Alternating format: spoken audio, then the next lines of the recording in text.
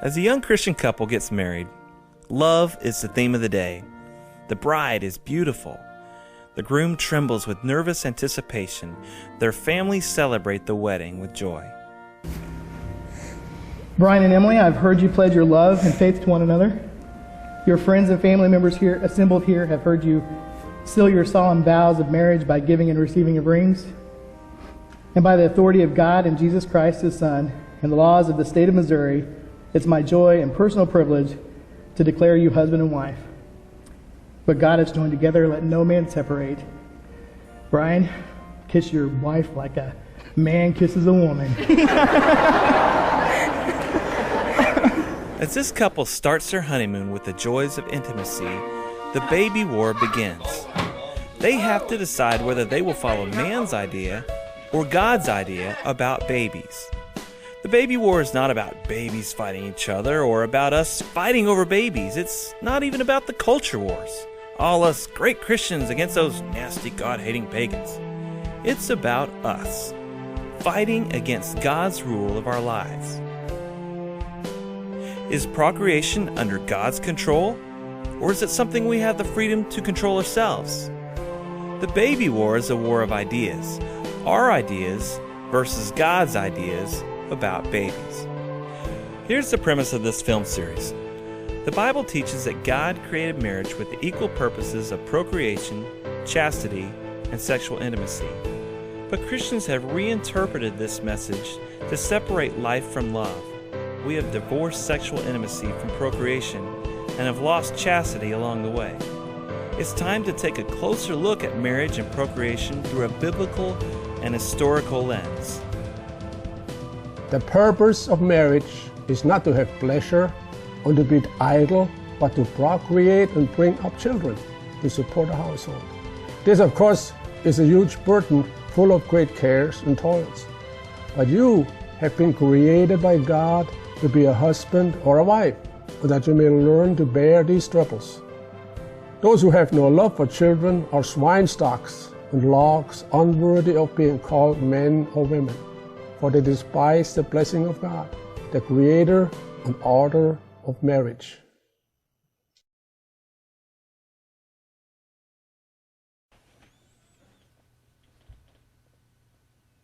Many people don't realize that contraception and abortion have been around for thousands of years. Technology has streamlined them and perhaps made them safer and easier, but birth control and abortion are not recent developments in human history. As we consider what the Bible teaches about marriage and procreation, which we will do in the next film, it's also important to remember our history. We forget that there were pastors and scholars who wrote on these matters hundreds and even thousands of years ago. You read the writings of the early churchmen, they all were in complete opposition to abortion, and they were all in complete opposition to birth control. And they were resolute in it. There are two reasons why marriage was instituted: that we may live chastely, and that we may become parents. The early church fathers, I believe it was Augustine, laid out three great intents of marriage, which he was just parroting what other great churchmen before him had said and others since him have said. He said the three great intents of marriage is one, indissolubility, that God intended the marriage to be till death do us part. You don't have no-fault divorce like we do in this country, which is just designed to decimate marriages. Number two, the great intent of marriage was fidelity. In other words, you only try to win the affection of this one you've covenanted with in holy matrimony. You only win their affections and no other for the rest of your life. They're your person. And then the third great intent of marriage was children. God actually designed marriage to be the means whereby children are produced, so that they could be raised in a home with a man and a woman, a husband and a wife, be nurtured, trained in how to live, and then go forth from the house and do the same thing. Repeat the whole process over again. Around the time of Christ and shortly thereafter, chemically induced abortions and abandonment of newborn babies were common in the Roman Empire. Women are in a hurry to wean their children. If they be rich, they scorn to suckle them. Poor women expose their children, and if found, refuse to take them back. The rich, rather than see their fortune divided, use murderous juices to kill the fetus within the womb. Men have not the affection of crows for their little ones. Those murderous juices caused abortions. Today we would call them Plan B pills. These words of Augustine and Ambrose represent the teaching of the early church on marriage and family. They lived in an anti-child culture. The early Christians faced a challenge from a movement known as the Gnostic movement. But one thing that the Gnostics of that time, again when the Christian church was struggling to find its grounding, they all opposed procreation. They really despised children. And in fact, there were two wings of it. One wing favored complete abstinence from sexual relations at all so that no children would be born, and the other wing favored complete sexual license and liberty. But all disliked marital relations. They disliked the procreation of children within families. That was seen as abhorrent. Because the Gnostics rejected marriage and scorned childbearing, early Christians defended God's plan for marriage as a strongly be fruitful and multiply institution. This strong defense survived even the great divisions in Christianity. When the first so-called split within Christianity between the Church in the East and the Church in the West took place, even though that took place, the Roman Catholic Church and the Orthodox Church, both of those churches stood against birth control, even beyond that break. Protestantism came during the 16th century.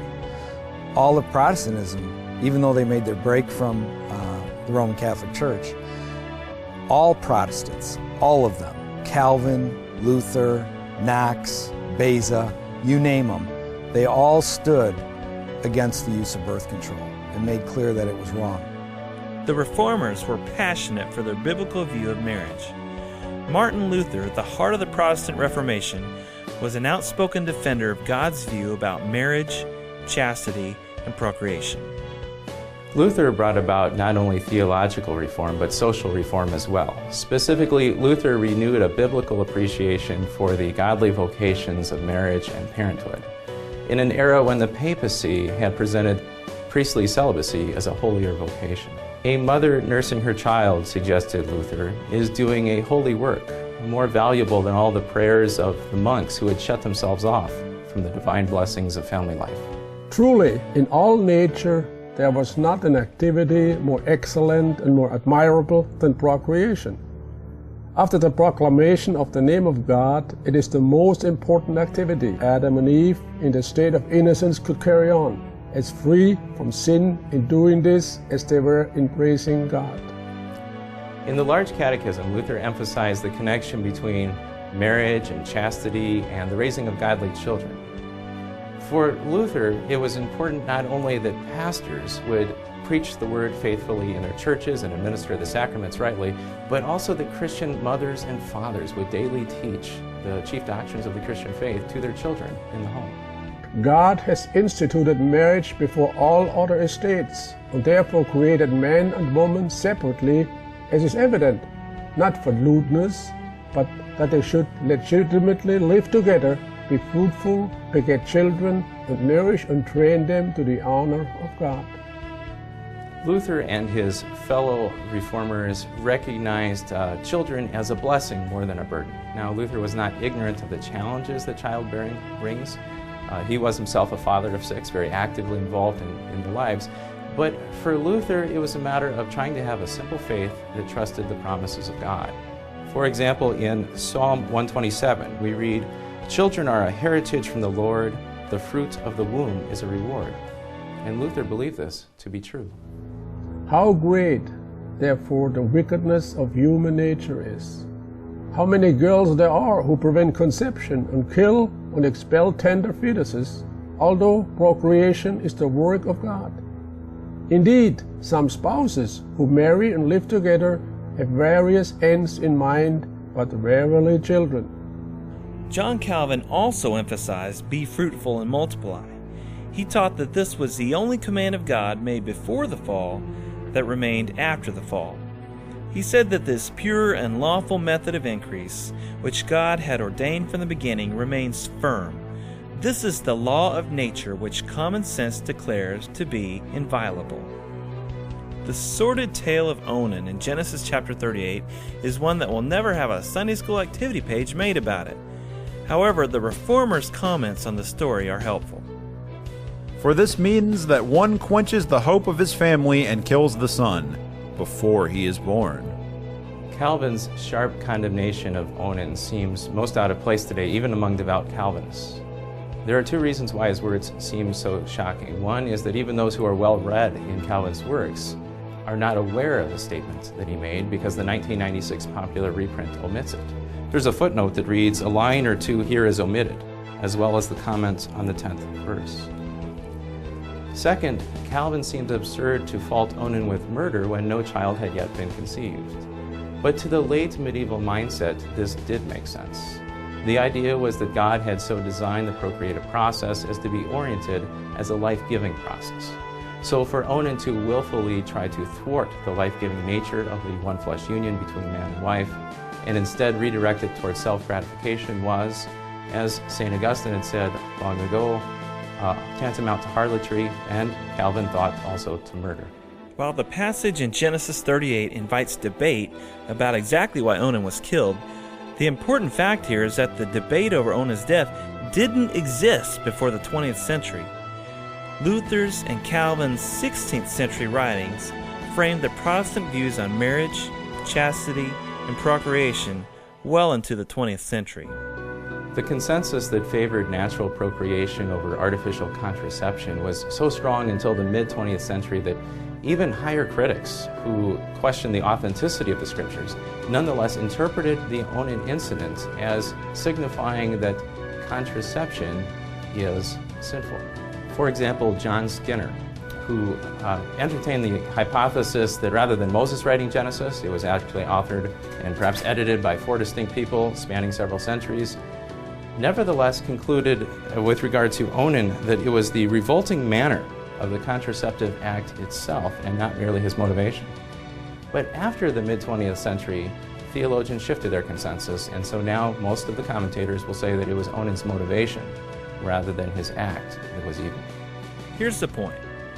Go ahead and try to find one Bible-believing theologian before the 20th century who taught anything but the complete connection between the marital act and procreation.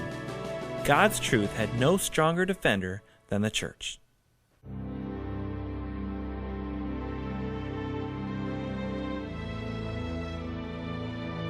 However, the church was not the only strong defender of God's wisdom in the baby war. The United States government, guided by Bible-believing Christians, understood the link between a contraceptive mentality and all the evils that would follow. Leading the charge in the late 19th century was a man named Anthony Comstock. The Playboy Press published a history of the sexual revolution about 10 years ago called The Century of Sex. And actually the main theme of that book is that there was a great contest that took place in the 20th century over rival views of human sexuality. And Anthony Comstock represented one view. In fact, was in a sense sort of the embodiment of one view, which viewed sexuality as religiously grounded, as focused on procreation, as involving restraint in other areas, but also necessarily bonded to marriage. The other view, the view that, according to this book, is best represented by Hugh Hefner, the founder of the Playboy Empire, is that sex is primarily about recreation, fun, and the pursuit of pleasure.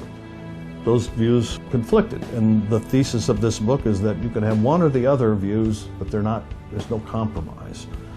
One will drive out the other, inevitably. There's no middle ground, so to speak. That the Playboy Press holds up Anthony Comstock as a representative of the biblical view demonstrates his tremendous influence as a defender of God's word on marriage and chastity.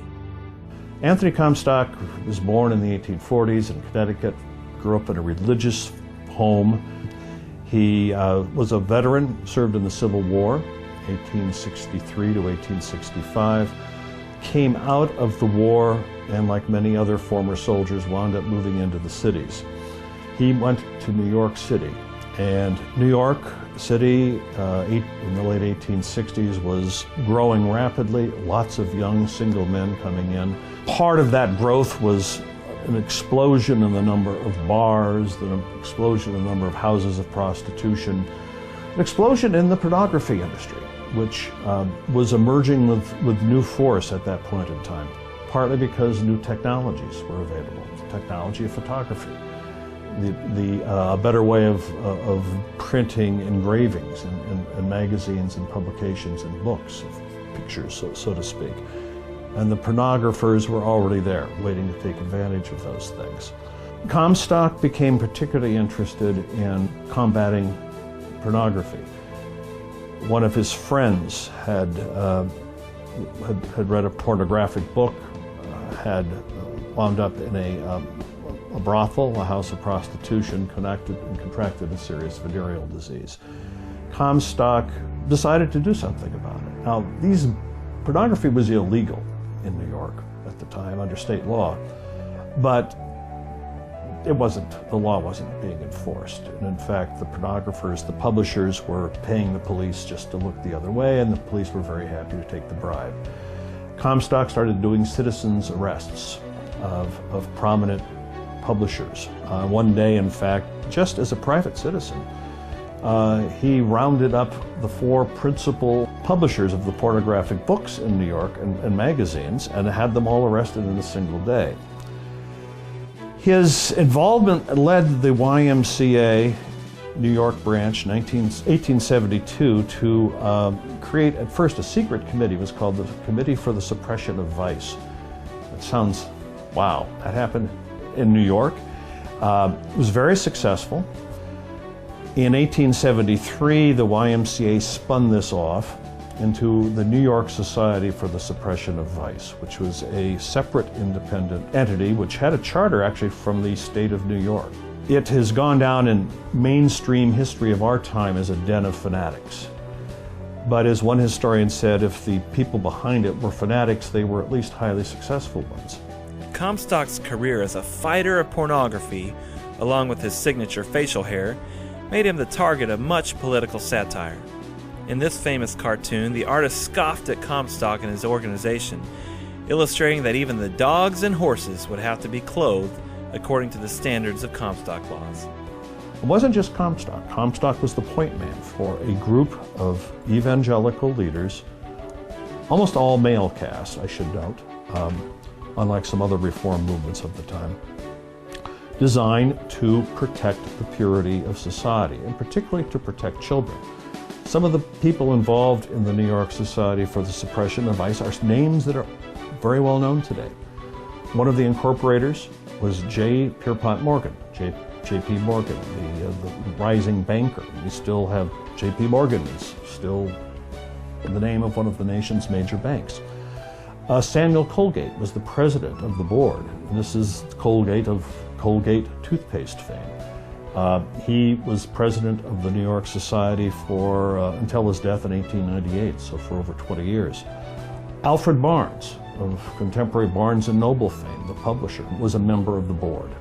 And you could go on through a long list of other very prominent people in New York and eventually the country who became part of this work. 1873, Comstock also went to Washington, D.C. and managed to win approval by the U.S. Congress of a much tougher anti-pornography bill. But Comstock didn't want to stop with just pornography. He saw something else that few understand today. Comstock's mind, the problem was not just pornography. He tied together, he said pornography, abortion, and contraception were all part of the same problem. Part of it had to do all aspects of the same mindset, in his view. Part of it was practical. He said people that sold pornography also tended to sell abortifacients on the side, also tended to sell contraceptives. So all were tied together. The prevention of conception would work the greatest demoralization. God has set certain barriers. If you turn loose the passions and break down the fear, you bring disaster. It would debase sacred things, break down the health of women, and disseminate a greater curse than the plagues and diseases of Europe. Amazingly, compared to our time, he found a wide degree of support in the American medical establishment. This was in the 1860s. The American Medical Association officially moved into opposition of birth control, of contraception. Also at the same time, they condemned abortion, which was actually a very widespread practice at the time. This is perhaps bewildering to believe now, after half a century of contraception firmly entrenched in people's minds as an important women's health issue. But medical experts in the mid-19th century were agreed that contraceptives and abortion were in fact very bad for a woman's health. Commenting on the catalog of female diseases caused by these practices, one physician wrote, "The evil results of the whole system of avoiding offspring in the married state are so palpable and so gross that one can scarcely find language strong enough to denounce it in suitable manner."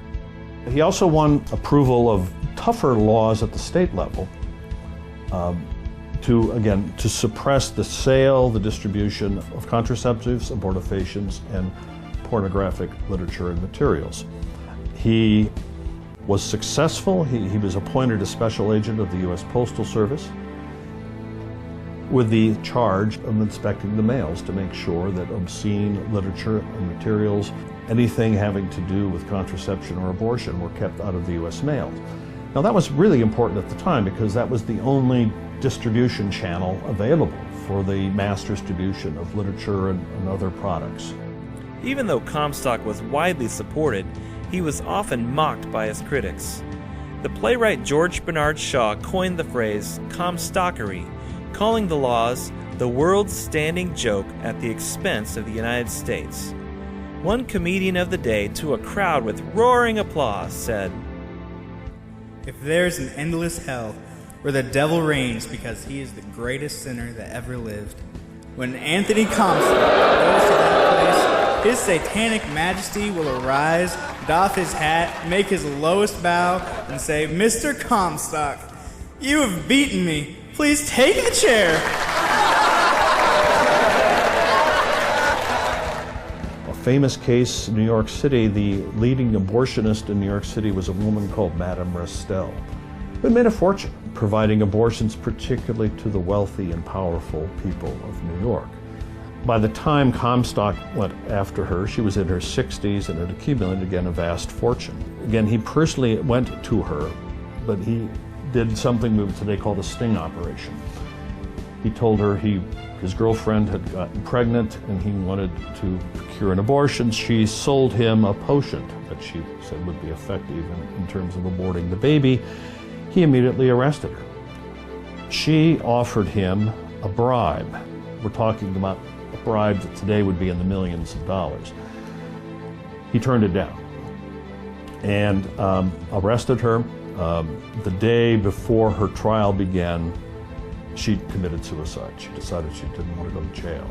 And he was roundly criticized. He always had his critics, that he had driven her to suicide, and his answer to that was a bloody end to a bloody life.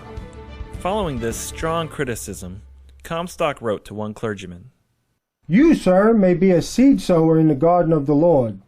I may occupy the position of a weeder.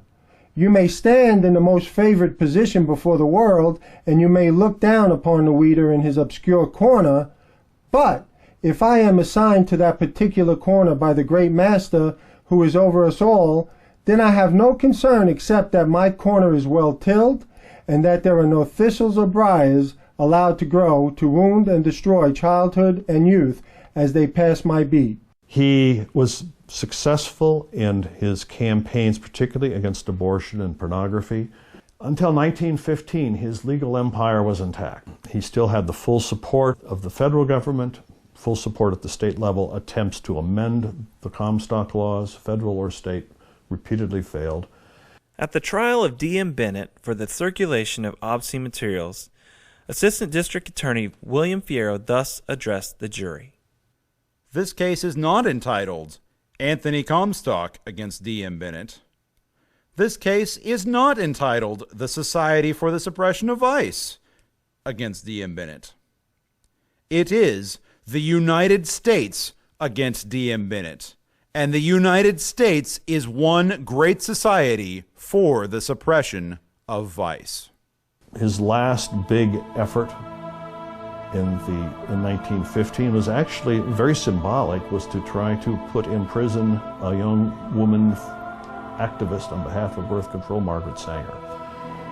She fled the country after he was trying to arrest her. He arrested her husband instead. He stood trial, and her husband actually did receive a conviction, a fine, and a short prison sentence. Anthony Comstock, according at least to one account, caught a cold during the William Sanger trial, which turned into pneumonia, and he died a couple of weeks later, possibly as a result of having been part of the Sanger trial. So that's the story of Anthony Comstock.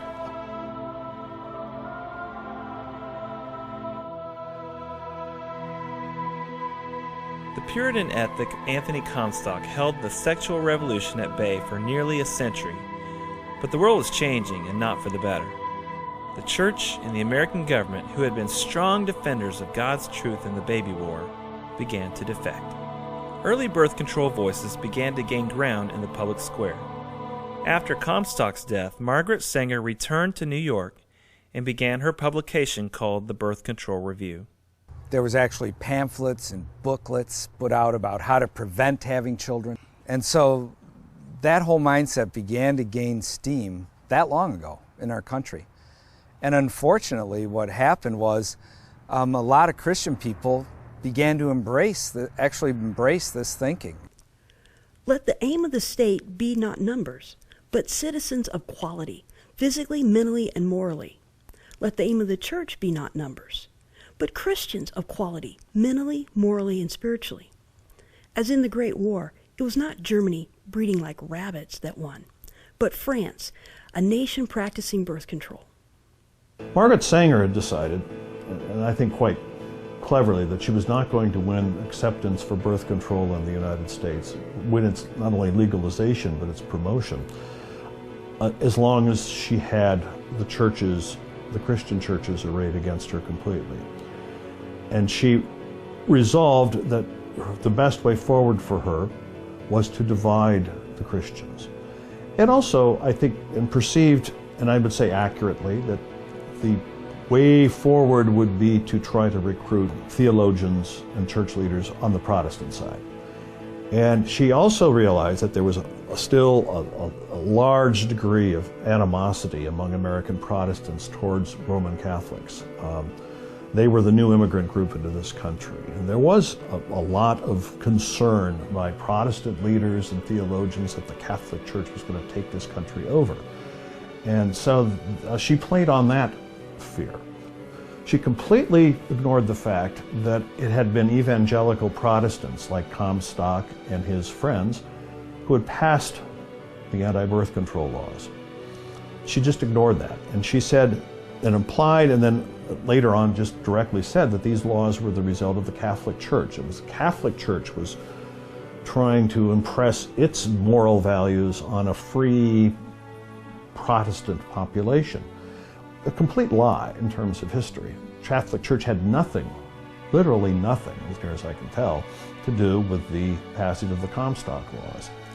There is no objection to the Catholic Church inculcating its doctrines to its own people, but when it attempts to make these ideas legislative acts and enforce its opinions and code of morals upon the Protestant members of this country, then I do consider its attempt an interference with the principles of this democracy. Also, she was able to use the new eugenics movement to her advantage. This was supposedly the new science of controlled human breeding, which would produce stronger, healthier, happier children and better marriages. This was the promise. The dangers lurking within eugenics, the dangers of deciding who was superior and who was inferior, who should breed, who shouldn't breed, which we would see, at its most horrific level with the Nazis in the 1930s and 1940s. Those dangers weren't apparent at the time. Oh, Dr. McIntyre. Hello, Brooks. Hi, Crosby. No? Did you get your pet patient home? I'll say I did, and what a home. What do you mean? Brooks was all worked up about a charity case in the maternity ward. He insisted on seeing her home. Who was it, Brooks? Well, that Mason case. The baby was born dead. Good thing, too. She already has a house full of idiots and cripples. It was a very pleasant experience. You wanted me to go with you. Don't you think you see enough misery right here in the hospital? Well, this was a special case. You see, I'm afraid they're pretty hard up. The oldest boy's in jail, and the only means of income they have is from a daughter that works in the laundry. And that can't be very much. Why don't you give them half of your salary? I wish I could. I'll do everything I can for them. In fact, I'll take up a collection for them right here in the hospital. How much can I put you down for, Crosby? Not a dime. I contribute enough of my time to these charity cases without sharing a few pennies I make. This family's all you say it is. There's a law on this state that should be invoked. Your law, I suppose? Absolutely. Sterilize them, my boy. Sterilize them. Just about everybody was in favor of eugenics in the early 1920s. Why not? Why, how could you be against healthier, happier children? How could you be against healthier, happier marriages? That's what the eugenicists claimed they would be delivering. The Protestants particularly were seduced by this message. The Welfare Association is only trying to protect you. Well, we didn't want to talk about this until you were well again. But you really don't want any more children. Not if I can help it. We can't take care of the ones we got. Well, there you are. That's just what I'm telling you. Now, what we propose to do will prevent others from being born. I don't want to go back to that hospital. But the operation is very simple. Yeah, I'll bet it is. Well, there's nothing to it, really. Now, the state is only trying to befriend you. When Dr. Brooks reported your case, we gave you financial help at once. But now we find you need more than that. And you want Alice to go, too? Why, of course. She has your blood in her veins. Maybe she won't want to go. You leave that to me. I'll make her understand it's for her own good. Particularly those Protestants who came out of the post-millennial idea, the idea that the kingdom of God could be built before Jesus showed up. That is, we could reform society, improve things, clean things up, use social reforms to create a nice, happy, decent society and a good moral order. And then Jesus would just come down and the millennium of his rule would begin. He would just come down and say, well, you guys did a great job, thank you, I'm here now to come. And they saw eugenics as a way to kind of clean the human species up, preparing for Christ's return. There are two rights of childhood: the right of the child to be well born, and the right not to be born at all. What testimony have you to offer? In the case of Miss Mason, I can see no reason for the operation that's been recommended. The girl is perfectly normal. She's hard-working and has a good reputation. Do you know anything about her family background? Oh, yes, Your Honor, I do. There are several other children, aren't there? Yes. What is their condition?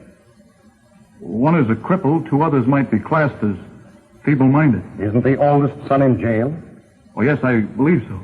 And knowing all that, you still contend that this girl should be allowed to bring more people like that into the world? She's sound, Your Honor. She's not anything like the rest. Surely she should be given a chance to work out her own salvation. I can't agree with you, Doctor. Suppose she is normal. The chances are that her children will inherit the family taint. Isn't that possible? But, Your Honor, I'm sorry, Doctor. 3 generations of unfit are enough. Petition not allowed. Margaret Sanger saw the opportunity. She pressed eugenics. She was very actively involved in the effort by the American Eugenics Society to reach out to Protestant Christians. I was associated with the Planned Parenthood birth control cause early in Miss Margaret Sanger's campaign, and on a few occasions have had opportunities to serve it. Mankind should be educated out of its careless, casual, unthinking, unpurposed, merely animal propagation of children for its dearest hopes to be achieved.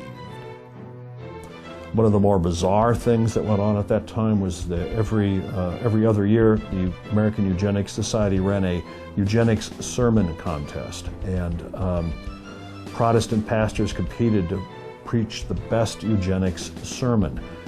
And these are bizarre sermons. But there they are. Hundreds of these would be submitted for the contest because it was a big cash prize that went with the winner. Now, eugenics offers a way, with Christian principles, of freeing the race in a few generations, of a large proportion of the feeble-minded, the criminal, the licentious, by seeing to it, by means of surgery or segregation, that persons carrying these antisocial traits shall leave behind no tainted offspring. These pastors were generally very liberal-minded and compromised biblical authority, starting with Genesis chapter 1. Obviously, these guys had tossed out the biblical doctrine of creation and sin and replaced it with Darwinian evolution. This led to the social gospel reform movements. Eugenics led the way to the acceptance of birth control. Prior conferences, the Anglican Church had strongly condemned birth control. But pressure was growing. Margaret Sanger herself did a lot of lobbying of bishops. And at the 1930 Lambeth Conference, the breakthrough took place where the bishops voted by a pretty substantial majority to give a conditional approval to birth control within marriage. And it marked the first time that a Protestant body of any kind had endorsed birth control. And then a year later, here in America, the first Christian body, the Federal Council of Churches, accepted the use of birth control. They said for restrained reasons and only within marital bonds. What I find amazing about that is the response of the Washington Post. Wrote an editorial the day after this Christian body in America accepted the use of birth control. The committee's report, if carried into effect, would sound the death knell of marriage as a holy institution by establishing degrading practices which would encourage indiscriminate immorality. The suggestion that the use of legalized contraceptives would be careful and restrained is preposterous. What's funny is that statement, while approved by this committee, was basically never voted on by the national body that actually oversaw the Federal Council of Churches. In fact, many of the member churches of the Federal Council either threatened to or actually did pull out of the FCCC because of opposition to this statement. But Margaret Sanger, again, very cleverly, acted as though this statement had been approved by the Federal Council of Churches. She called it the biggest event in the history of the birth control movement in America. Today is the most significant one in the history of the birth control movement. Sanger worked diligently behind the scenes to keep the committee statement alive amidst all the controversy that it generated. Between 1931 and 34, Sanger donated around $2,000 to the committee through other people so that her name would not be connected. She wrote to a friend regarding these anonymous donations. I am quite certain that the project of keeping the committee working on birth control will be more worthwhile than any other single thing we can do. She acted as though it had been approved. She ignored all the opposition that it stirred up even within the organization and made it kind of a self-fulfilling prophecy. By the late 1930s, most of those churches, even those that had been opposed in 1931, kind of gave up the fight. Those who don't believe in absolute truth are very comfortable changing their image in order to achieve their goals. That's how birth control became Planned Parenthood. By the early 1940s, particularly as the Planned Parenthood movement, Birth Control League of America took the name Planned Parenthood. I mean, you can see the shift there. Had become much more conservative, at least on the surface, and was no longer talking about controlling births, but was talking about spacing children, and was talking about doing things to make, again, families happy. Didn't talk about you had to limit your family size to 2. They were even saying, hey, a family of 4 or 5 children is a wonderful thing.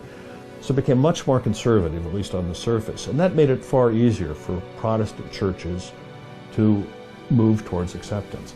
In the late 1950s and 60s, sexual progressives came up with a new reason for family planning: the fear of overpopulation.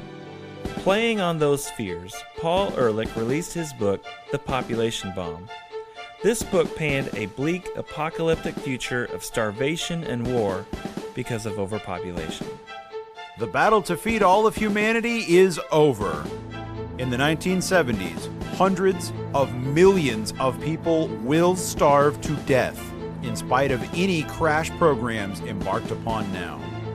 At this late date, nothing can prevent a substantial increase in the world death rate. The Christian acceptance of the so-called science of the population bomb was similar to the acceptance of the so-called science of eugenics 40 years earlier. Looking back now, the discerning Christian can see that eugenics and the population bomb have proven to be socialist-driven philosophy, godless policy, and poor science.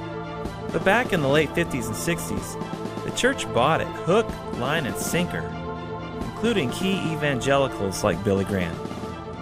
He said, I see nothing in Scripture that would prevent the responsible use of birth control. And he was asked why, and he said he had recently traveled to Africa, among other places, and he said that my visits to Africa and the Third World have convinced me that global overpopulation is a serious problem, and it needs to be addressed in this way. A compassionate man committed to biblical authority, Billy Graham was concerned about the human suffering he saw. Looking back now, we can see that poverty and starvation are more the results of war and corrupt governments than overpopulation.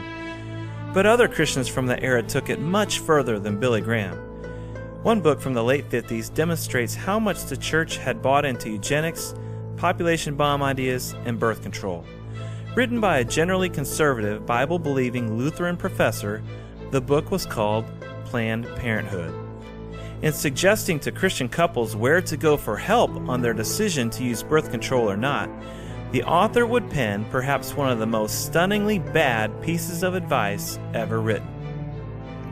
Husband and wife, confronted with such a decision, are urged to consult a competent physician and, under circumstances, also a psychologist or psychiatrist, and their spiritual advisor. Attention may also be called to Planned Parenthood clinics found in most of the larger cities in the United States. They are staffed with a professional personnel and are ready to serve with expert advice and aid. In most cases, they will be listed in the telephone directory under Planned Parenthood Association.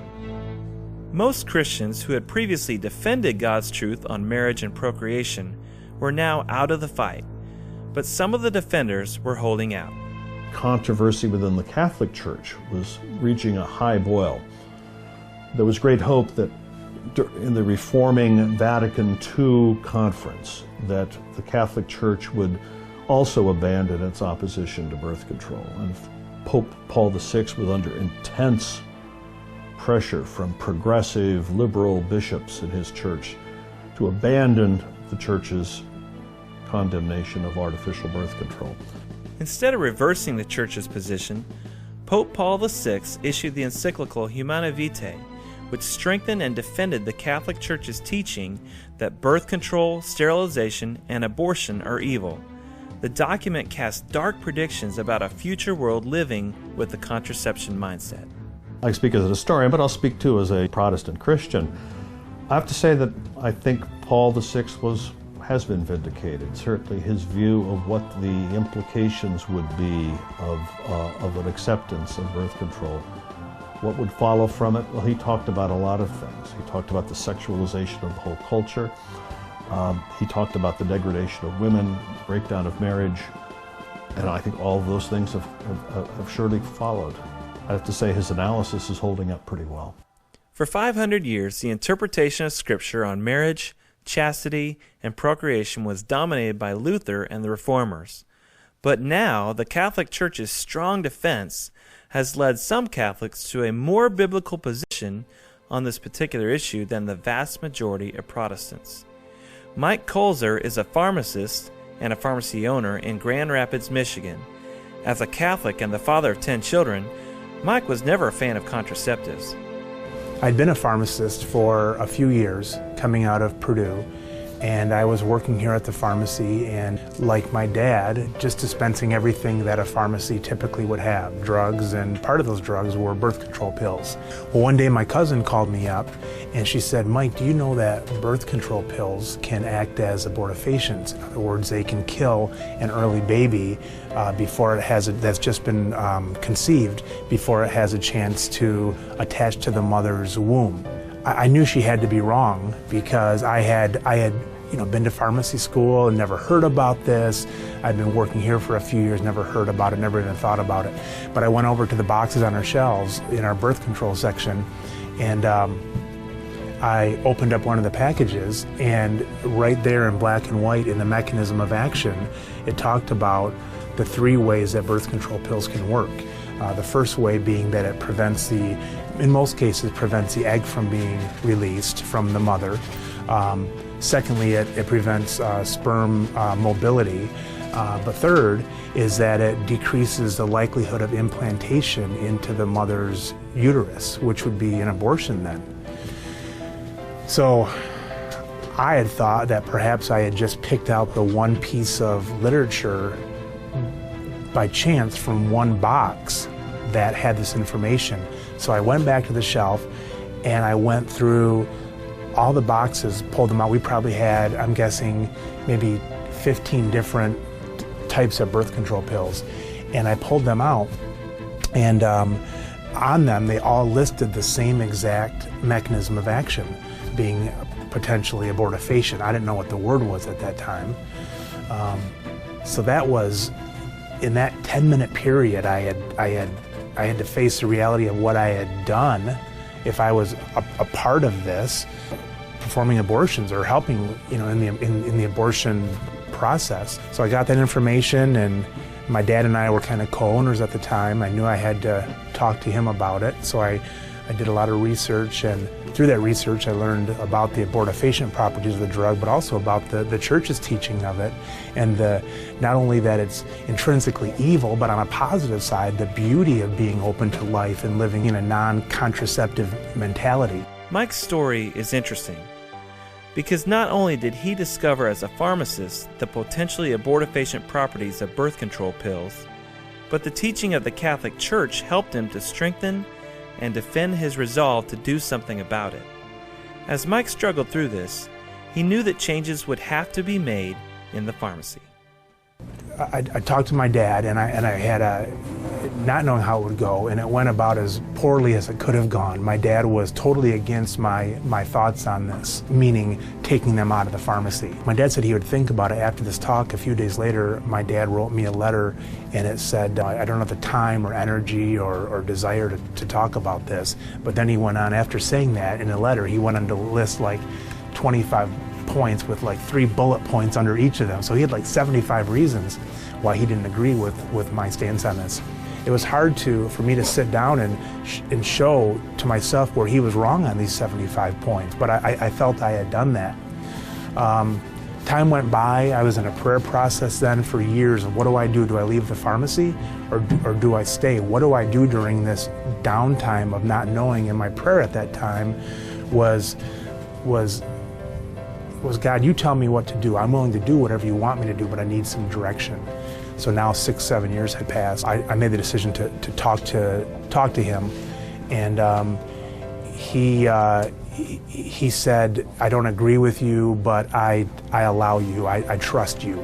We found out that week he had bone cancer, and it caused him to lose a lot of his memory. So the date came up in 2002 of February. We pulled all of the contraceptives from the shelves. I had informed my staff, informed my customers who were on them what I was going to do. My dad passed in 2005.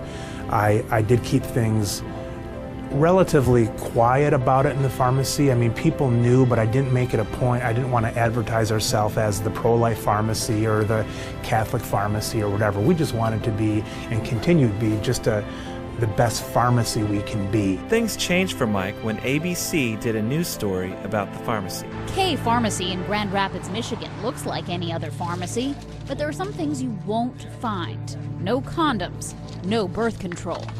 Owner Mike Colzer sent this letter to his customers, telling them he would no longer be filling their prescriptions for contraception.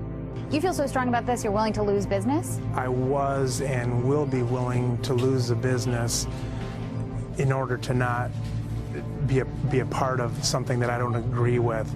Individual pharmacists refusing to sell birth control is not new, but this is a new front in the culture war. Privately owned pharmacies refusing to sell birth control or contraceptives because it violates their religious beliefs. When the news story aired, Mike received more attention than he bargained for. It cast him as an uncaring zealot in the culture wars. He received his fair share of hate mail, but he wasn't moved. He remains a strong defender of God's truth about babies. biblically, just thou shalt not kill. And so right away when you have an abortifacient drug, that just slapped me across the face. I mean, I just knew that part was wrong. The more I got into it, though, the more I thought about big families, which I'd always thought about, and in the Bible, life. God made life and it's good, and be fruitful and multiply, and all the things we hear about. Then it got into even some deeper theology about what does it mean that the church is the bride of Christ, and my wife and I are husband and wife to each other, and a total giving of ourselves to each other. And what does a total giving look like? The most giving you can give to someone is the marital act. I mean, that's the most symbolic giving you can give. And to do that, yet to not do it, seemed like a problem to me. It would be like eating and then purging, or anorexia or bulimia, I guess, is a better example, where the natural consequence of eating is to enjoy the food and to gain weight. When someone's a bulimic and they purge, we call that an eating disorder. It's a disorder. It's not the natural consequence of things. While people like Mike Colzer have struggled with this issue of the pill working as an abortifacient, the large majority have blown it off as being unscientific and unprovable. In pharmacy, there's something called a package insert. It's on every drug we go to. So no matter what drug it is, amoxicillin or a cream or Motrin, ibuprofen, whatever the drug is, there's a package insert that says how the drug works. I depend on that quite regularly. Every pharmacist does. And in those, it says the mechanism of action. What is this drug doing? The contraceptives have that same package insert in there. So I think it's disingenuous for me to depend on that insert for every single drug to say, how does this drug work? Yet, when someone says, but the contraceptives, they don't work the way that the insert says they do, it just doesn't seem right for me. I just have to go by what I'm trained and used to going by, and a lot of that is a package insert. That's number one. Number two is, I always have to err on the side of life.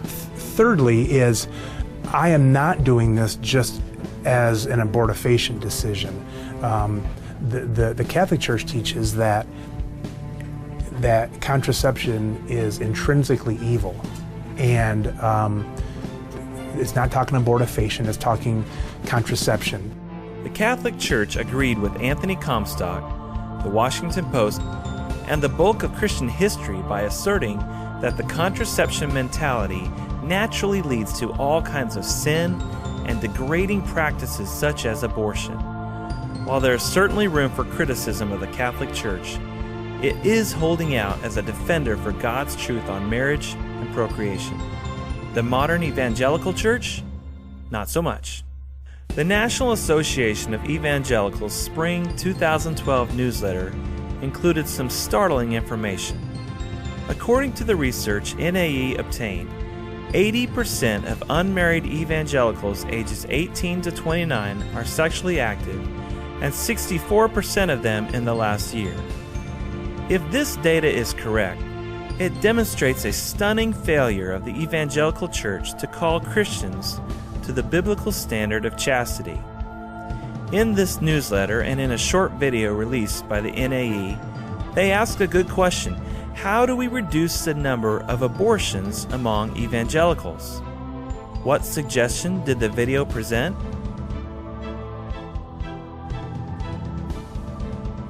What are we teaching about chastity and the purpose of marriage?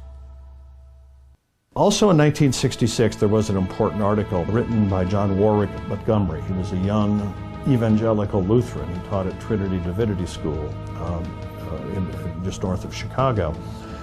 And the article was entitled, How Evangelicals Should Think About Birth Control. And it was, as near as I can tell, the first fairly sophisticated attempt at a new biblical analysis of the birth control issue from an evangelical perspective. Basically what he did is he said the Christian interpretation of the key scriptural passages dealing with birth control had always been wrong, and were wrongly interpreted. Most particularly, he said Ephesians 5, which deals with marital love, but doesn't say much about contraception, is that Ephesians 5 trumps Genesis 1 and 2, which had been sort of the standard text, be fruitful and multiply and fill the earth. But his final bottom line was that Christians had been wrong on this for about 1,800 years, and that responsible use of birth control within marriage was permissible.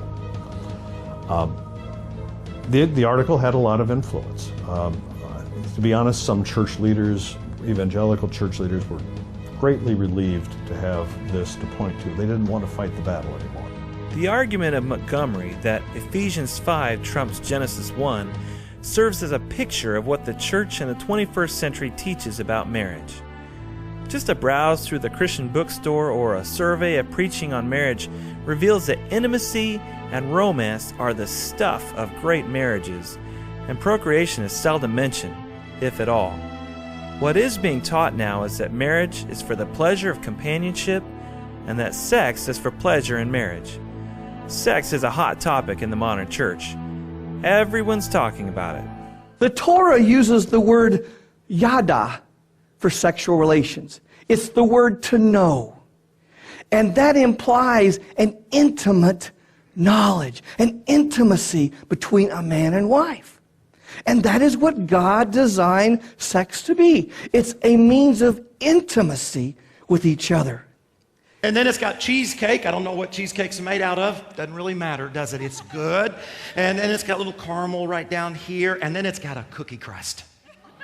Baby. Cheesecake. I mean, there's just so much to like about it.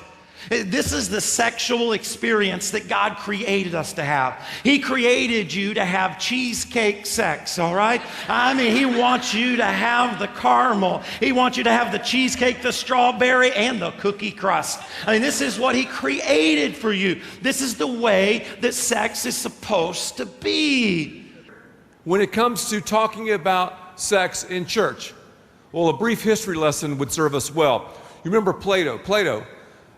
He said, the soul is great, the body is evil. One of the church fathers, Augustine, brought some sexual baggage into his writings. He was influenced heavily by Plato. This began to be pressed on the church.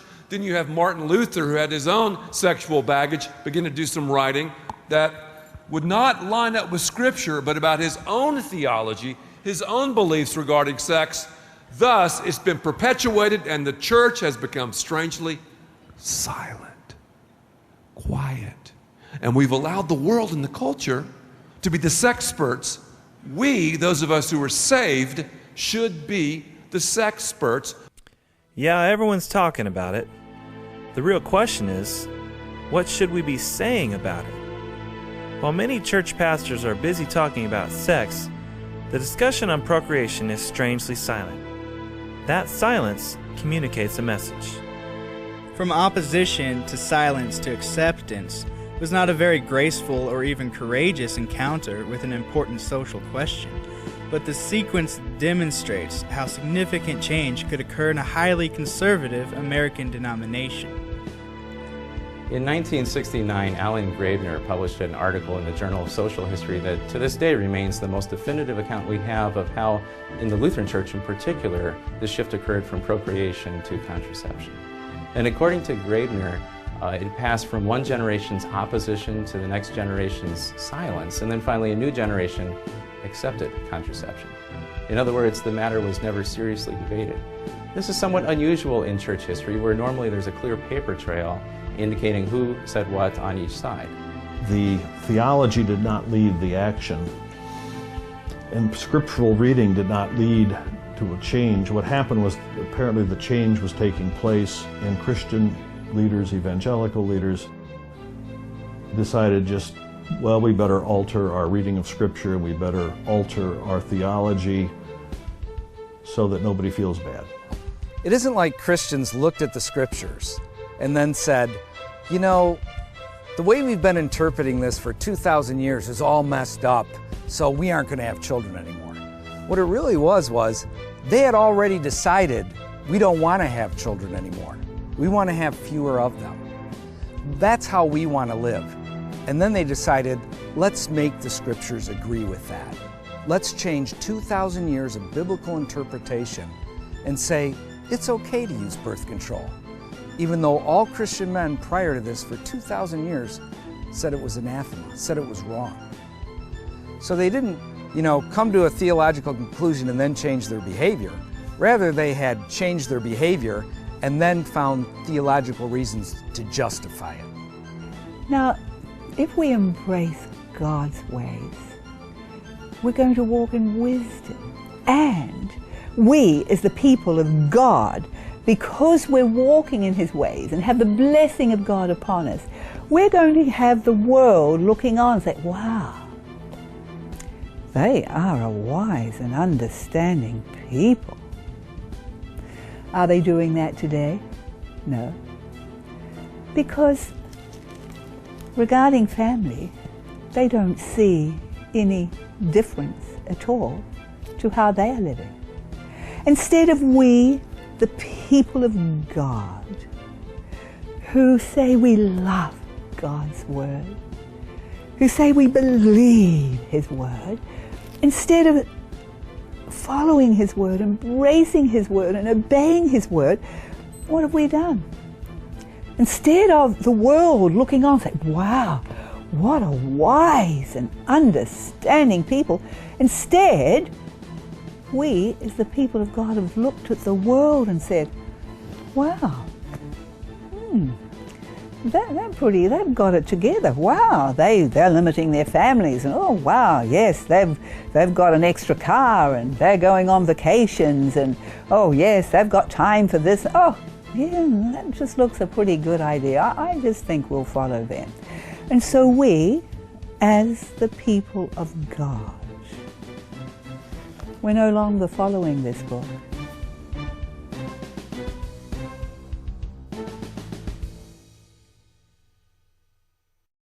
Because Christians had always stood for biblical, procreative marriage, the Protestant Church retained a strong foothold in American culture. But when the Church divorced marriage from procreation, the other great defender of God's truth defected with a vengeance, and has become perhaps one of the greatest enemies of God's truth in the baby war. What the writers of the Washington Post saw in regards to the link between birth control and abortion and a multiplicity of ills within our culture, I mean, they were like prophetic. They said it was the death knell of marriage, is the fact that once birth control is allowed, they knew it would begin to be used for licentiousness, for recreationalism, outside the bonds of marriage. They also knew that it would retard the purposes of marriage that God had designed. Sexuality is a power. Left to run wild, it's very destructive. If ordered, if guided towards a certain goal, towards in this case, a goal that's Christians would believe established by the Creator, the liberty that one experiences in entering into relationships with someone of the other sex, intimate relationships, becomes purposeful, guided, and ordered. So there's freedom, and it's the freedom of the Christian, it's the freedom of the human being, but it's ordered in a way that transforms it into something that's in harmony with the intention of the Creator God. Because children are an important aspect of marriage and what marriage is supposed to be and what it entails. And so when the link between birth control and abortion is once you start having licentiousness, which is what Anthony Comstock saw, through the use of birth control, that breeds an abortion atmosphere. And so here you have the acceptance of birth control back in the 30s and its legalization shortly after that. And then by the late 1960s, you have states legalizing abortion. Abortion just follows the whole birth control licentious mindset. And that's the connection between the two. Just as a law prohibiting murder does not create life, so also a law defining marriage does not invent marriage. Rather, marriage is a pre-political institution. It exists before society, and it is actually from marriage that society emerges. Natural marriage is the lifelong union of a man and a woman, together with the children whom they bear. And historically, the law always has recognized marriage as being a child-centered institution, at least until recently, where we see no-fault divorce and also the legalization of contraception, indicating that marriage is more about consenting adults pursuing their own selfish desires. These are all consequences of a marriage culture and a marriage system in this country that is breaking down right now, partly under aggressive assault by enemies of the system, partly because a pervasive culture that's infected the media in particular, which is focused simply on the individual, the demands of the individual, an individual freed of all sense of responsibility and duty to the larger community. Since this view of marriage stood in opposition to the government's historical position, a new inherent right was needed to legalize this demand for freedom from responsibility in marriage. The Griswold decision paved the way. The Griswold decision, 1965, overturning actually the last of the old Comstock laws. Connecticut state law had been passed with Comstock's urging and support and was one of the strongest of the anti-birth control laws because it actually criminalized use of birth control. It was challenged and brought down by the Supreme Court decision. The Supreme Court essentially invented a constitutional right for married people to use contraception. Now, the text of the Constitution says nothing of that sort, but here's what the court said. There are specific guarantees in the Bill of Rights that have penumbras, or shadows, formed by emanations from those guarantees that help give them life and substance. So somewhere in the shadows of the text, said the court, is the suggestion of a right that could be construed as a right for married people to use contraception. A few years later, the court added to that the right for non-married persons also to contracept. And from that same idea of shadows in the text came the doctrine that people have a right to abortion in Roe v. Wade of 1973. Once again, this same sort of legal argument led to a right to sodomy in more recent years. Now, among conservatives today, it's typical for conservatives to be opposed to homosexuality and to be opposed to abortion, but to find contraception as something of a different category. But what's intriguing about the legal history of how these issues have been dealt with, the supposed constitutional rights to all three of them are woven of a single cloth. And what's remarkable about that decision is not so much that the Comstock law fell, that was probably predictable. What was the language that was used? That is, that the penumbras and emanations of the Bill of Rights. Penumbras and emanations mean like radiation or the glow, but it's language that comes right out of the Gnostic playbook. It's Gnostic language. It's not reason. It's sort of the opposite of reason. It's, in effect, the rationale that the court used was not rational legal reasoning. Quite the contrary. It relied on emanations and penumbras to justify and create a right of privacy that at that point just the married couple had. Although the fact that it was not just the married couple would come a few years later when that was thrown out in the Eisenstadt decision, that even unmarried people have the same right of privacy when it comes to sexual behavior. By sweeping away biblical procreative marriage with a high court's pen, the United States government defected and became an enemy of God's truth. The Bible says that one of the primary roles of government is to restrain evil. In creating this mysterious right of privacy, sexual evil has been released from the bonds of restraint. If marriage doesn't have an objective meaning as explained in the Bible and understood by Christianity for 19 centuries, then it goes wherever the cultural winds are blowing. One of the most startling realizations in the recent debate over same-sex marriage and homosexuality is that homosexual couples actually have a greater need for contraception than heterosexuals. Now, I'm not, of course, suggesting that two men or two women are capable of procreating a child, so they certainly don't need contraception as birth control. But what happens is that the widespread use and acceptance of contraception among heterosexuals lends to homosexuals a rhetorical advantage in their debates. because it proves that apparently sexual intimacy is really not about children at all, but about gratifying consenting adults.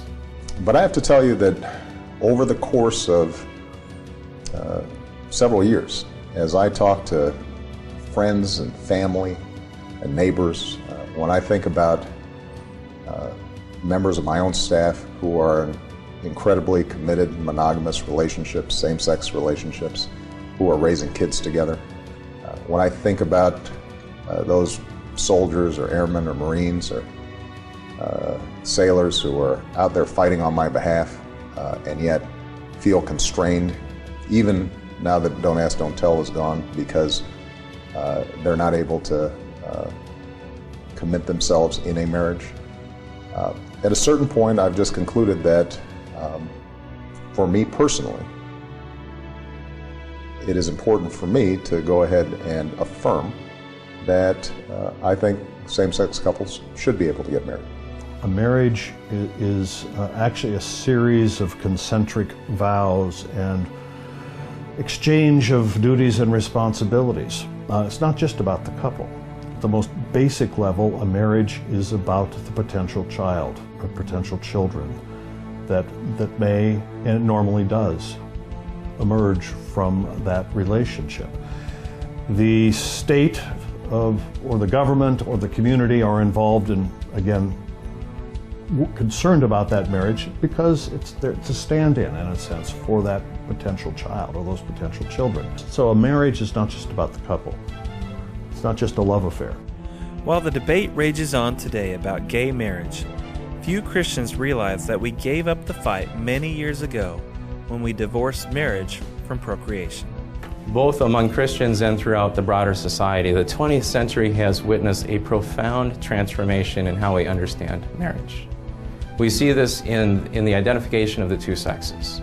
To what degree are the roles of men and women distinct in the home? To what degree do they overlap? And we see increasing overlap, and in fact, one feels rather awkward to suggest that there ought to be any difference. We see this also with regard to procreation, where procreation used to be understood as being a central point of marriage, and now it's viewed as something quite optional. This has also influenced legal history here in our country. For example, in a 2009 case, the Iowa Supreme Court, when legalizing same-sex marriage, made a reference to the fact that opposite-sex couples routinely use contraception, and concluded from that that therefore procreation is completely irrelevant to marriage, and therefore to the legal definition of marriage. Hence, same-sex marriage became legal in Iowa. So we're now at an odd place where apparently neither sex nor children have anything to do with marriage. Mr. Keyes, on the Channel 7 debate last Thursday night, you said, and I'm quoting you, where procreation is in principle impossible, marriage is irrelevant. You went on to say it was irrelevant and not needed. What about marriage between people who are well beyond their childbearing age? Irrelevant, not needed? No, it's simply a misunderstanding. The word in principle means relating to the definition of, not relating to particular circumstances. So if an apple has a worm in it, the worm is not part of the definition of the apple. It doesn't change what the apple is in principle. So the fact... It retains its appleness. It retains... It retains... To act as if concepts are laughable means that you want to be irrational. Human beings reason... You said it was irrelevant and not needed. Human beings reason by means of concepts and definition. We also make laws by means of definitions. And if you don't know how to operate with respect for those definitions, you can't make the law. An individual who is impotent or another who is infertile does not change the definition of marriage in principle. Because between a man and a woman, in principle, procreation is always possible. And it is that possibility which gave rise to the institution of marriage in the first place. As a matter of law, it's still as a matter of law possible and in principle. But when it is impossible, as between two males or two females, you're talking about something that's not just incidentally impossible, it's impossible in principle. And that means that if you say that that's a marriage, you are saying marriage can be understood in principle apart from procreation. You have changed its definition in such a way as, in fact, to destroy the necessity for the institution. Since the only reason it has existed in human societies and civilizations was to regulate, from a social point of view, the obligations and responsibilities attendant upon procreation. So when you start playing games in this way, you are actually acting as if the institution has no basis independent of your own arbitrary whim. This very same logic and the precedent of Griswold would be used to overturn the abortion laws of all 50 states in the Roe v. Wade case. And the march would go on from there. Other decisions would later declare that fathers had no, even married fathers had no legitimate right to have a say in the abortion of their unborn child. Later cases would declare that there was no absolute moral basis and meaning in the universe when it came to things like sexuality, that it was just sort of a matter of choice. And then in the more recently cases such as the Lawrence case out of Texas, is that even sodomy was a protected right within the context of these emanations and penumbras that had been discovered in the Griswold case. So it was a huge, I think it was a turning point. And again, it reflects the fact that at some level maybe Comstock was right, but you can't separate cleanly and neatly pornography, abortion and birth control, and sexual license. All are kind of tied together. And if you get one, the others are going to follow. And to try to draw lines, well, we can have birth control and pornography, but we can't have abortion, we won't have abortion. To try to draw those lines, well, it can be done intellectually, I suppose. On the ground and in practice, there's not a society on earth where once one has been legalized, the others have inevitably have followed. They have in just about every case. I can't think of an exception. But it doesn't stop there. Not only have birth control and abortion been legalized, but now the goal is to get someone else to pay for it. In the American culture wars, the freedom of conscience has always been held in high regard, meaning that people with religious beliefs could not be forced to do something or to pay for something that goes against those beliefs. This has been especially true in the abortion debate, as the official policy has been to not use taxpayer dollars to fund abortions. But where are we headed? In several states already, Medicaid funds are being used to pay for abortions.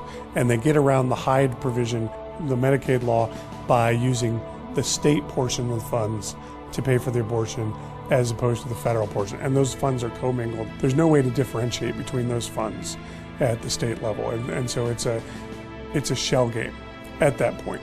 And they'd like to expand that. And of course, the pro-abortion movement has been about expanding that as much as possible, because they know if they can get insurance companies and the government to pay for abortion, then their industry becomes more profitable. Planned Parenthood receives millions of our tax dollars every year. Now they say, oh, well, it doesn't go directly for abortion. But look, they're getting this money. We're supporting an organization that murders over 300,000 preborn babies in their clinics every year. Planned Parenthood performs more abortions a year than any other provider because they get paid for them. And if we can take away that market from them, they'll shrivel up and die. And that's why their federal funds are important to them. That's why things like the healthcare law are important to them, because they want to keep those funds flowing through their doors as women can provide for abortion. And if the state will pay for them with Medicaid dollars, poorer and poorer women can get abortions, and they can charge more and more for them. And that's exactly what they're after. And so the government has been complicit in this, from Roe v. Wade right on down through Medicaid funds going through abortion to the Patients Protection Act, which is essentially going to mandate that insurance companies offer elective abortion coverage. And so we're going to find that this issue is not going to go away anytime soon, because those who are in power do not care about the life of these children. The Affordable Care Act, touted as the cure-all for the ills of American healthcare, is one more pileup in the train wreck of ungodly public policy in the United States. Then Speaker of the House Nancy Pelosi said it so eloquently when the law was being debated in Congress. But we have to pass the bill so that you can find out what is in it. We found out more of what was in it in January 2012. The Department of Health and Human Services issued a mandate that all employers will be required to pay for insurance coverage of all FDA-approved contraceptives, including Plan B abortion-inducing drugs. All of the FDA-recommended contraception is included in the notion that women should have access to contraception. Kelly, this is a drug that is taken by women more frequently between the ages of 14 and 40 than any other kind of medicine. We know from the scientists that contraception is incredibly important for women's health and for families' health, for children's health, and it often is a financial issue for a lot of women who can pay up to $50 a month out of pocket for accessing a doctor's prescription. So this really was the Institute of Medicine's recommendation that as they looked at women's preventive services, as they looked at what often is missing in insurance plans, domestic violence screening, various kinds of mental health benefits, help with nursing mothers, and contraceptive services will be included as an essential benefit in health plans. And the community member asking, and the so-called morning after pill, yes, covered as well? Plan B will be covered as one of the options that women would have. So let's be clear about what this is. The federal government has mandated that employers pay for insurance coverage of abortion-inducing drugs. In other words, the sexual progressives have found their holy grail. They have found a way through the Affordable Care Act to force people to pay for other people's chemical abortions, all in the name of women's health. What exactly will be covered now when it comes to contraception? Well, as we like to say, today is a new day for women's health. All of the FDA-approved contraceptive methods, including long-term IUDs, implantation methods, will be covered under this plan. No copays, no deductible. I mean, what we know, Anik, is that contraception is the most frequently taken prescription drug for women 14 to 44. Women take it not only to make family planning decisions, but also it's used for a variety of other medical conditions. The mandated contraceptive coverage was listed among 8 essential health benefits as recommended by the National Institute of Health. By including contraceptives with preventive care against diseases like cancer, pregnancy was equated with preventable diseases. Well, he's using contraception as an opportunity to be able to treat pregnancy like a disease. Pregnancy now is listed with diseases like cancer and diabetes, muscular dystrophy, and pregnancy are treated today like diseases in Obamacare. It is called a disease. Of course, God's Word said that the conjugal act in the union of a marriage, in the covenant of a marriage, is designed to give life and to give love in that covenant of marriage. This administration is saying we've got to take life out of that equation because life is a disease. The HHS mandate that requires all employers, including religious organizations, to materially participate in the abortion economy is an insidious attack not only against the lives of the unborn, but also against the consciences of those already born. And so much of what goes by that phrase, reproductive health care, in recent legislation is not reproductive, nor is it healthy or particularly caring. I am astonished that practices that the church for so long considered to be immoral and that the state regarded as criminal have now become not only acceptable, but even privileged, such that the state would require everyone to help pay for them.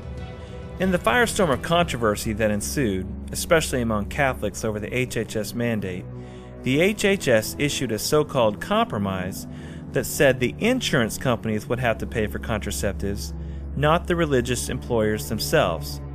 The Catholic Church supporters cried foul because it didn't really change anything. Now, this has gotten a lot of attention because there are some employers who have religious objections to offering contraceptive coverage. And there are 2 pieces of this puzzle. First of all, if you work directly for a church or a church auxiliary, those entities as employers are exempt from this coverage. Secondly, a religious employer who has religious objections, so a Catholic hospital or a Catholic university. We are in the process of developing a method so that the contraception will be provided to those employees. In one additional year, they'll have to wait an additional year.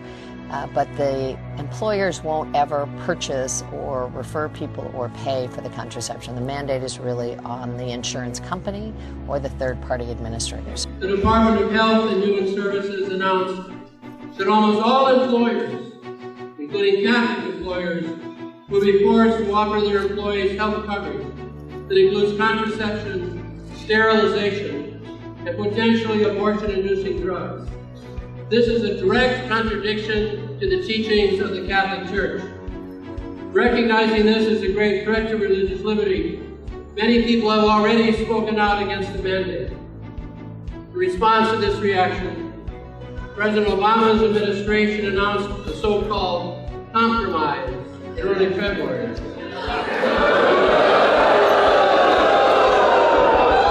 Now, instead of the Catholic Church being required to pay for contraception, sterilization, and potentially abortion-inducing drugs, the insurance companies will be required to provide those services free of charge. So we need to say clearly, Mr. President, there is no free lunch.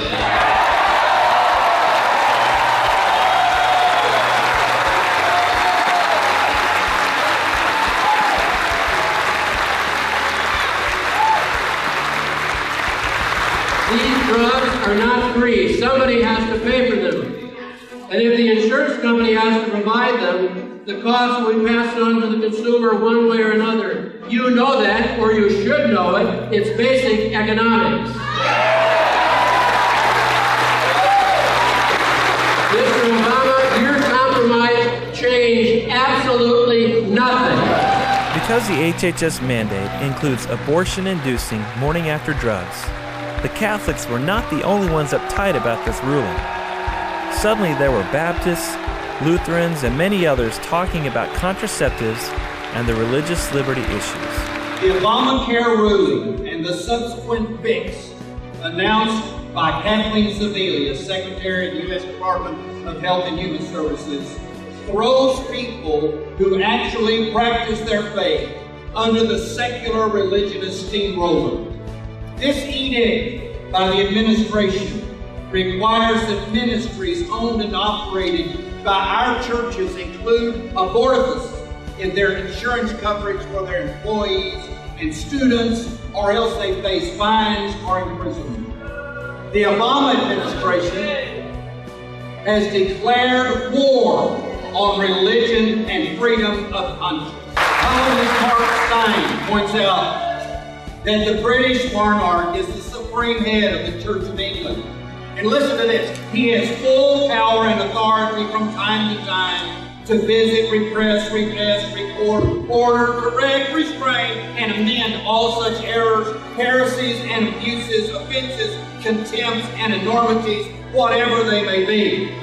Well, whatever religious ministries believe about the matter of women's health, their processes and procedures are now made through this ruling subordinate to the one and only supreme head of state who is determined to repress, redress, restrain, and amend their perceived heresies. Well, evangelicals hold different views on contraception than the Catholic Church. Evangelicals realize the danger of establishing a precedent that leads to further and further encroachment by the government upon the First Amendment, which states that free exercise of religion shall not be prohibited. There is no way, Mr. President, that a genuinely Christian organization can comply with protecting or providing an insurance policy that funds a method of terminating the life of a child, no matter how difficult the circumstances may be. Remember, this debate is not about contraception. Nobody is advocating for denial of access. Nobody is threatening women's health. Nobody is outlawing anything for the general population. Rather, this debate is simply about us being forced to pay for products and services that are contrary to our religious beliefs. And we cannot be expected to check our faith at the door.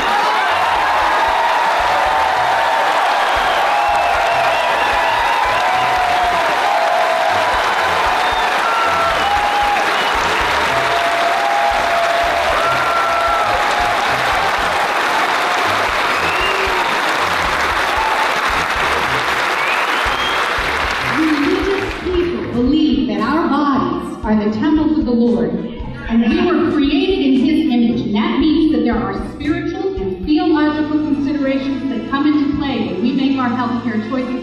This mandate has opened Pandora's box and introduced forced compliance with government regulations that are way outside the boundaries of the First Amendment. This time, it's about contraception. But what will it be next time? Is there anyone in America who needs contraception who can't already get it? Even though now our tax dollars are on the hook annually for $500 million to Planned Parenthood, who dispense IUDs like aspirin and manage more abortions than any other single organization. Herein is the secularist strategy. Those who bow to the God of secularism believe in the preeminence of their faith. So their goal is to marginalize the people who are devoted to a different faith, especially those who call ourselves Christians. And quite frankly, the HHS mandate says a lot about the trajectory of movement on future issues of religious freedom and our ability to engage our faith within society. We're afraid that this current mandate is just the tip of the iceberg, leading the way to more and more and more government intrusion into our freedom of conscience. Up until just a few weeks ago, our government leaders governed under the auspices of the First Amendment. Well, yeah, this is a defining moment. And if we are not careful, we can lose this right of religious liberty that far too many men and women have shed their blood to preserve. And if we lose it, the morning after, it will take more than a pill to fix it.